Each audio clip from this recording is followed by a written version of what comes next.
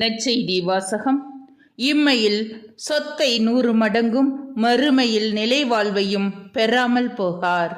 Mark எழுதிய தூய நற்செய்தியிலிருந்து வாசகம். அதிகாரம் 10, இறைவசனங்கள் 28 முதல் 31.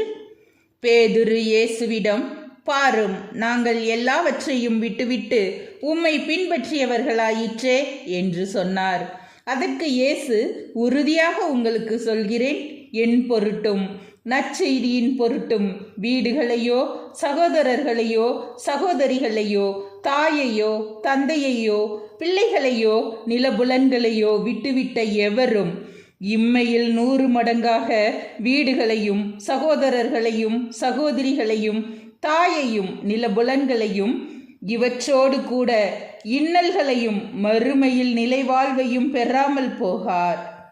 முதன்மையானோர் பலர் கடைசியாவர், கடைசியானோர் முதன்மையாவர் என்றார். ஆண்டவரின் அருள்வாக்கு. கிறிஸ்துவே உமக்கு புகழ்.